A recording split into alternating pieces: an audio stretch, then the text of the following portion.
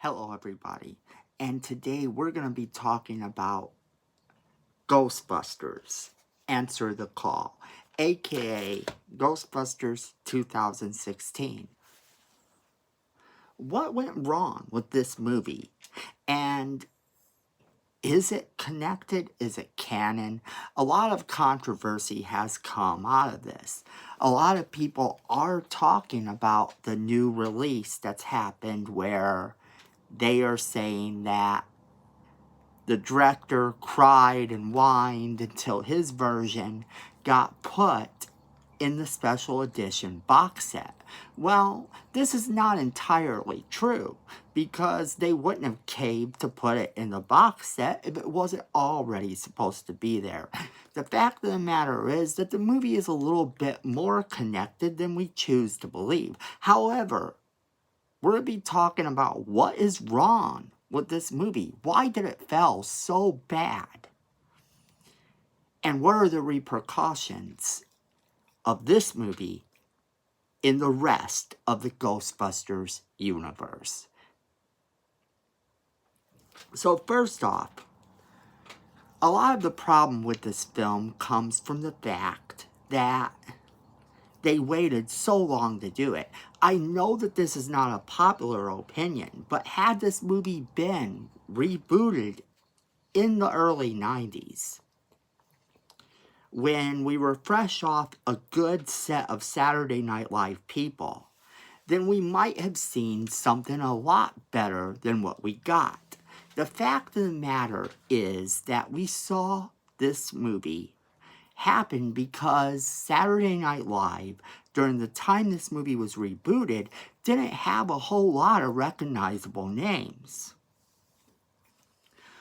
Originally, we were looking at people like Jack Black, Eddie Murphy, even Paul Rudd got thrown in the mix, and there were numerous others that all would have been better, according to a lot of fans. But the problem with fans theorizing what stars would have been better and what stars would have done better in the performances is this. At the end of the day, we don't know, because we don't know if the same guy would have written the script or not. And the bottom line is it all comes down to script. Anything could be funny and anything could work. The fact of the matter is it didn't work because it didn't work. But here's the thing about it. Is it worked a lot more than we thought it did. It just had enough issues that hurt the film as a whole. One of the issues was, like I said, unrecognizable Saturday Night Live alumni who would have made the film great. So picking the people they picked was because they were the most popular at the time. Then there's the fact that the movie had more improvisation. Improvisation, is that a word? That is so a word. Let's make that happen. And then the thing is, it had so much improvisation that it was unbelievable. I don't even think the script existed. Hemsworth himself was saying that he was so distraught about having to go up against the Saturday Night Live actors and Melissa McCarthy, because he felt that he couldn't improvise as good as them.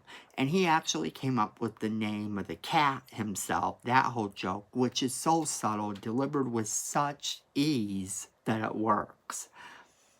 And it's a blink and you miss it type of joke too. So you don't really know if it's funny until after you stop and think about it. And then he also delivered the improvisation of the glasses with the whole, they don't have an actual lens because he thinks it makes him look smarter and all that. And that was funny. But it's sad when a person who's not even in Saturday Night Live's class, who's not even good at improvisation according to his own admission, can outdo all these people. And then you have the fact that the director actually said to fans, the director and writer and a whole bunch of people involved in the movie actually criticized fans for the backlash the fans decided to give the movie before they saw it. This never works out because the spoiler alert comes with this. Fans are mean sometimes, and they will say and do things that they shouldn't say or do. But when you're a director or writer, you have to have this mentality like you don't care and let it roll off your shoulders, because if you don't, you're just going to hurt your overall box office, and that's kind of a lot of what happened. The minority of fans that were griping about the movie griped so loud that the majority of the fans heard it, and the majority of the fans then reacted the way fans do. It's kind of like, I heard a good analogy for this earlier this week. Someone said that basically it's like this: everybody has their one critic. If you have that friend or that family member that will say, hey, this movie's a good movie, you need to check it out. And if they say it, you're more likely to go and see this movie.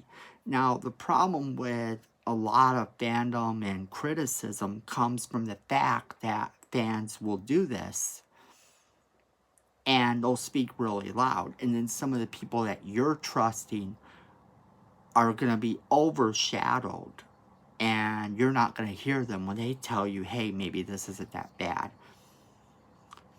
So when a director and writer and cast member are all spouting out things to fans, getting hurt because the fans are being mean to them, that doesn't help their overall box office.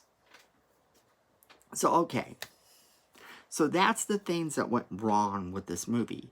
So let's talk about the repercussions of this movie, and why is it important that it's included in the box set as a digital copy? Well, here's the deal. It has more connections than you know. One major connection comes from the fact that in Ghostbusters 2, there was a psychic, a female psychic, who actually said that she believed the world would end in 2016. This movie takes place in 2016, and the events that would transpire would ultimately bring forth the end of the world as we know it. So, that's a connection. And then there's another connection to the original movies, and that is that when they're in the mansion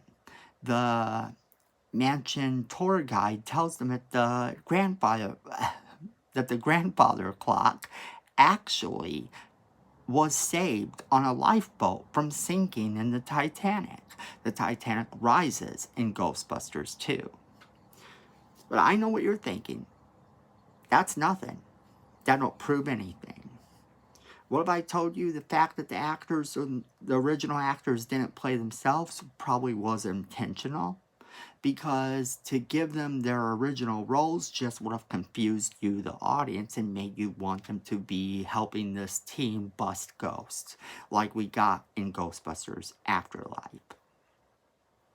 So here's the thing. This is why it's important. They probably do exist. The original Ghostbusters probably exist in this dimension. They're just not the Ghostbusters. And the proof is in the pudding, my friends. And where's that pudding? Well, near the end of the movie, there's a containment unit with the initials D. Barrett and V. Calartho. Now, D. Barrett refers to Signoria Weaver's character, Dana Barrett, and V. Calartho refers to Vince Calartho, who possesses Louis Tully. He is the Keymaster. So, yes, they exist. And this is also a reference to the fact that the end credit scene features Patty actually saying, "What's Zool?" In other words, they have literally awakened the dogs. And the end of the world is near. So in 2016, the end of the world did in fact end, just as predicted in Ghostbusters 2. So you can take that, my friends, as your major connections. Did they save the world from Gozer? I guess we'll have to find out if they ever decide to expand on the story. But that's not all. There's another little small reference we have to talk about, and that, my friends, is this. When they're doing the parade battle at the end of the movie, One of the parade floats, the balloons, is actually the Stay Puft Marshmallow Man. The Stay Puft Marshmallow balloon first appears in Ghostbusters cartoon, the real Ghostbusters, in an episode called The Revenge of Murray the Mantis. This is a reference to the original saga too. So even if you think that there are no connections, there are in fact connections. The movie is worth watching for that reason. So make sure you're sharing this video with all of your friends so they get the same great positive content that you are. And don't forget to hit that like button. YouTube likes it when you like our videos, and we like it too. And then friends, don't forget to leave a comment, because YouTube likes it when you leave a comment, and we like to hear from you. Now, make sure you're hitting that subscribe button, because Miko thinks we need more subscribers, and I tend to agree with him. And make sure you hit that notification bell so you don't miss a single video. We're your one-stop shop for all things positive in your fandom, so if that's something that appeals to you, who you gonna call? And friends, the world's a dangerous place.